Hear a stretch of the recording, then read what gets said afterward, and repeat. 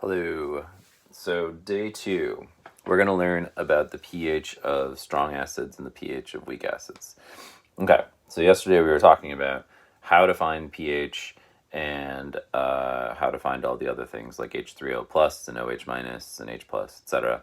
Now we're going to do a little bit more in depth of the calculations with strong acids. So just a quick recap: strong acids are ones that dissociate and ionize 100%, or about 100%.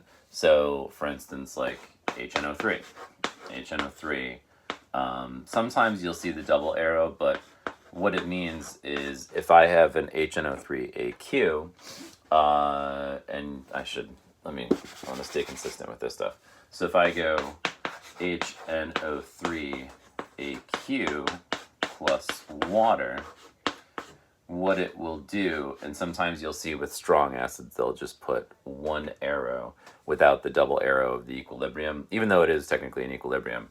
It just about goes to completion. So HNO3 plus H2O, the H plus gets transferred over to the H2O, and you end up with H3O plus and NO3 minus. Both of these are AQ. And now here's the interesting piece. This is the big difference between weak acids and strong acids. So this one is a strong acid, and what it does is it will dissociate about 100%. So whatever the initial concentration of HNO3 is, that will be your final concentrations of H3O and NO3. So if I said, oh, then this is a 0.100 molar HNO3 AQ, and I say, what is the H3O plus? In this instance, it would still be 0.100. It's so strong that it dissociates and ionizes completely. And it just goes over to here and turns into these two things. So whatever your initial is, that will be your final.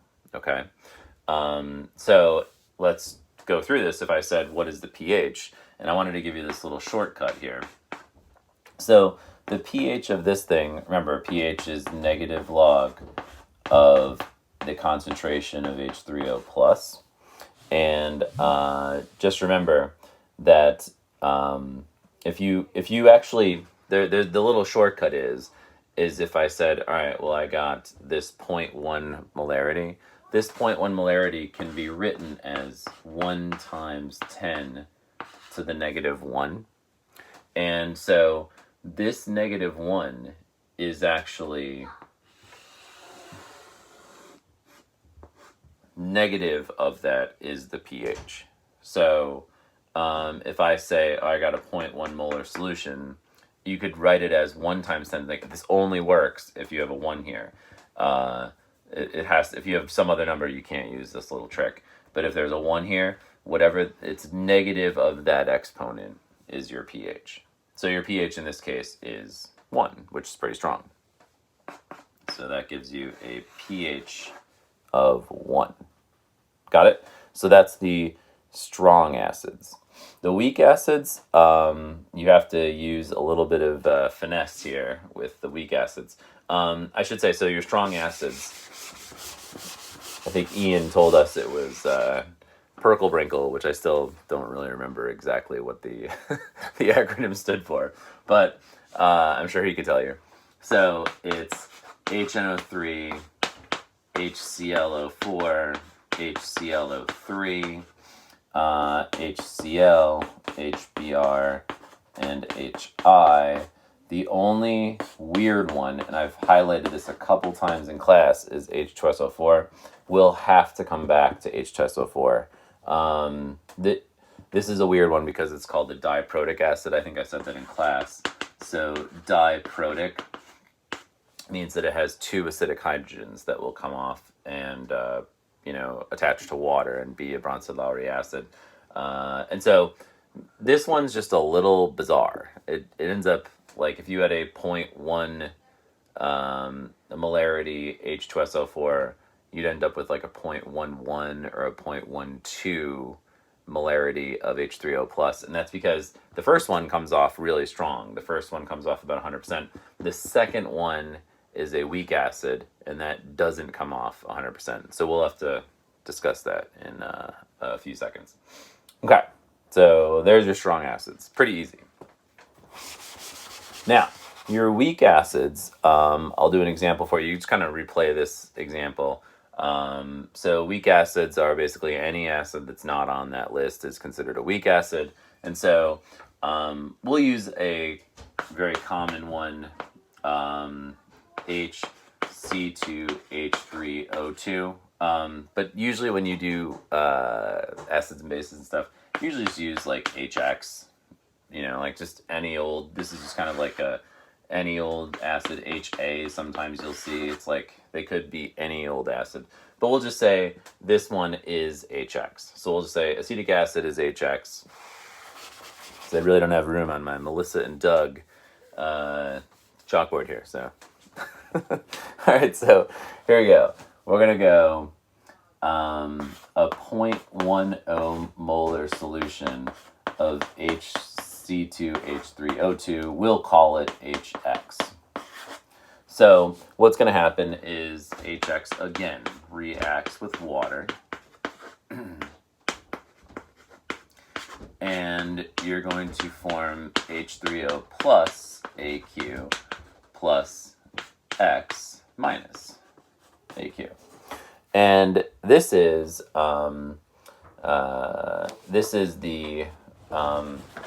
you notice I'm writing like a double arrow equilibrium here. So you guys notice that there's some stuff going on here that's not 100%. It's usually anywhere, I don't know, the dissociations could be really, really tiny to, I don't know, like 50% sometimes, but most of the time it's really tiny. And now you're going to see a Ka, which I described before. That's the products over reactants of an acid dissociation. Remember, weak acids, what they do is you'll have to use an ice table here. And so what you'd go is you'd say 0.10, and now you're going to get so used to this, 0, 0, because you didn't put any initially in here. You just put 0.1 molar HX into this, into water. Remember, water is not part of your thing. So now you're going to go minus X plus X plus X, and you're going to end up with 0.10 minus X. Okay, and the Ka of this particular acid is 1.8 times 10 to the negative fifth. So if I showed you your Ka expression of this reaction, your Ka expression would be H3O plus times X minus all over HX. And so if your Ka is 1.8 times 10 to the negative fifth, so you'd go 1.8 times 10 to the negative fifth equals X squared over 0.10 minus X. And now, for those of you who have your TI-89, you think, all right, I could just throw this in here and solve for X. That's fine. However, what you're going to want to do on multiple choice, because sometimes you actually have to do some estimation on multiple choice. So I just wanted to show you how to do this. A lot of times in books, you'll see this 5% rule where X is going to be so small. And that's usually based on this number. So if this number is really small, that number is going to be really small. And they used to do like a 5% rule. So it says like if X is less than 5% of that, then you have you can use the approximation of just turning 0.10 minus X into 0.10. So basically what we're going to do is we're going to say this number is going to be so small that we're going to make it 1.8. Okay, I'm just going to erase up here. We're going to make it 1.8 times 10 to the negative fifth equals x squared over 0.1. So that's our approximation. And now if we solve for x here, it's way easier. And so you would go 1.8 times 10 to the negative fifth times 0.1, and that gets you 1.8 times 10 to the negative sixth, and then square root it. You can see the math is way easier here. And it ends up being 1.34 times 10, let's make it 1.3, times 10 to the negative third. And I will show you percent dissociation. I'll do it right after this.